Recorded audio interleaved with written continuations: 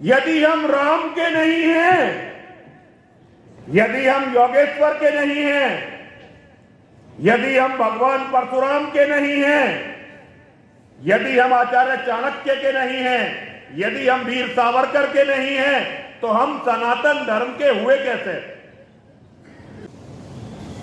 पटना आचार्य चाणक्य और रामधारी सिंह दिनकर,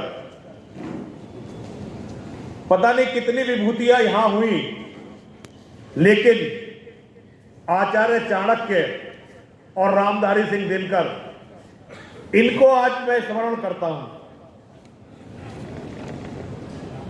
अगर पौरुष जगाना है सनातन के मानने वालों का, तो योगेश्वर श्री कृष्ण ने जो कहा उसको समझना पड़ेगा। और योगेश्वर की परंपरा को व्यवहार में आचार्य चाणक्य ने सनातन धर्मियों को जीना सिखाया। और रामधारी सिंह दिनकर ने, आज मैं साहित्य का व्यक्ति नहीं हूं, इसलिए मैं साहित्य के बारे में बहुत कुछ जानता नहीं हूं और बहुत सारी किताबें भी मैं नहीं पढ़ पाया, क्योंकि मैं इंजीनियर था। तो जब पढ़ने की उम्र होती है तब मैं इंजीनियरिंग में लगा रहा, और बाद की पढ़ी हुई किताबें बहुत याद नहीं रहती। किताबें वही याद रहती हैं जो कोई व्यक्ति बचपन में पढ़ता है या अपने विद्यार्थी जीवन में पढ़ता है। परशुराम की प्रतीक्षा एक ऐसी किताब है जो आज का विषय है कि पौरुष का निर्माण, पौरुषवाद समाज का निर्माण कैसे हो।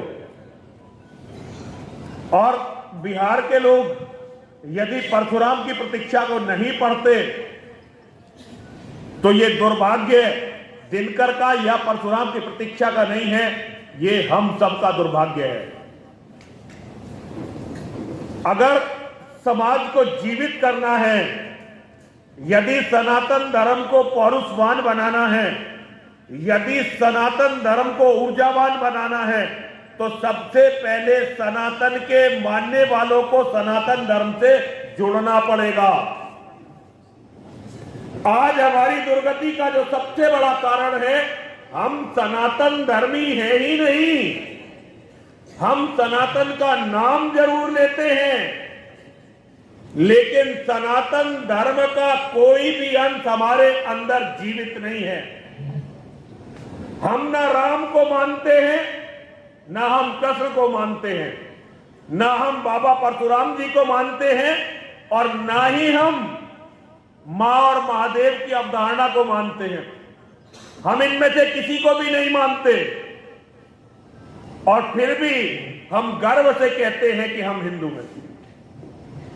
मेरी समझ में नहीं आता, यदि हम राम के नहीं हैं, यदि हम योगेश्वर के नहीं हैं, यदि हम भगवान परशुराम के नहीं हैं, यदि हम आचार्य चाणक्य के नहीं हैं, यदि हम वीर सावरकर के नहीं हैं, तो हम सनातन धर्म के हुए कैसे?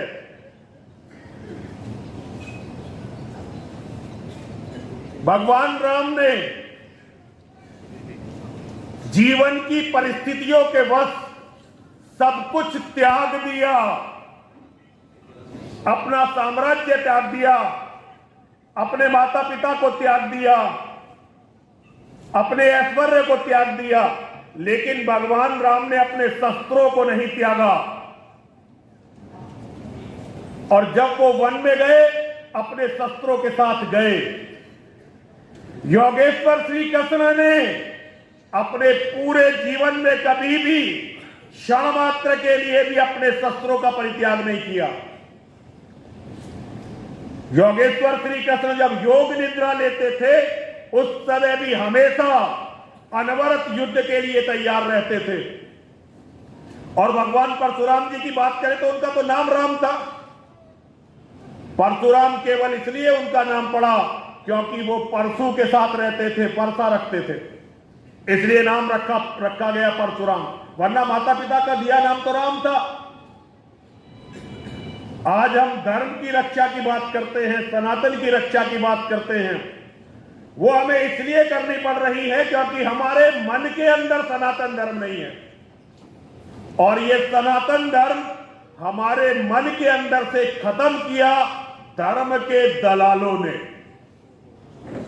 धर्म के धंधेबाजों ने। एक, मैं किसी भी महापुरुष की विवेचना नहीं करना चाहता, लेकिन एक दोहा गढ़ा गया, गुरु गोविंद दोऊ खड़े काके लागू पाए, बलिहारी गुरु आपने गोविंद दियो बताए। और उसके बाद एक पाखंड शुरू हुआ कि जी गुरु पूजा करेंगे हम लोग। एक पाखंड हिंदुओं में शुरू हुआ कि हम गाय की पूजा करेंगे। एक पाखंड हिंदुओं में शुरू हुआ कि हम माता की पूजा करेंगे, हम कन्या की पूजा करेंगे। एक पाखंड हम में शुरू हुआ कि हम भारत माता की पूजा करेंगे। एक पाखंड हम में शुरू हुआ कि हम शस्त्रों की पूजा करेंगे। अगर आप सनातन धर्म पर हैं तो एक बात समझ लीजिए कि पूजा के लिए केवल मां और महादेव हैं। राम, कृष्ण और परशुराम तक भी पूजनीय नहीं है, अनुकरणीय है। हमने हर चीज को पूजना शुरू कर दिया। हम पूज रहे हैं हर चीज को और खो रहे हैं मर्यादाओं को, खो रहे हैं धर्म को। हमें बेटी की रक्षा करनी थी, लेकिन हम बेटी की रक्षा नहीं करते। हम कहते हम तो पूजा करेंगे। अरे बेटी के सम्मान के लिए मर मिटना था हमें। हमारे भगवान ने हमें सिखाया। रावण जैसे शक्तिशाली साम्राज्य के अधिष्ठाता ने जब मेरी मां जगदंबा भवानी मां सीता का अपहरण कर लिया, तो भगवान राम ने यह कह दिया कि यदि मेरी पत्नी को ससम्मान वापस नहीं किया और क्षमा नहीं मांगी तो लंका में कोई भी जीवित नहीं बचेगा।